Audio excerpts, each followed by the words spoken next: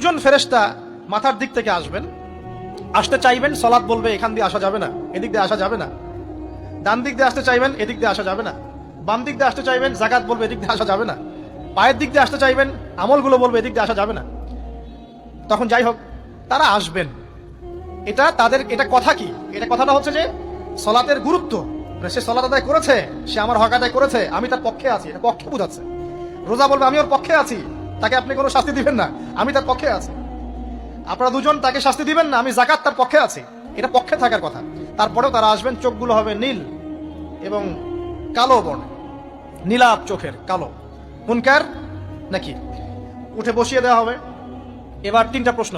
প্রথমে প্রশ্ন হচ্ছে কি, মান রব, তোমার রবকে? তখন মুমিন বান্দা বুক ফুলিয়ে বলবে রব্বি আল্লাহ, আমার রবকে আল্লাহ। পৃথিবীতে যে ব্যক্তি আল্লাহর সাথে শিরিক করে নাই, আল্লাহর তাওহীদের উপর থেকেছে এবং তার উপরে মৃত্যুবরণ করেছে,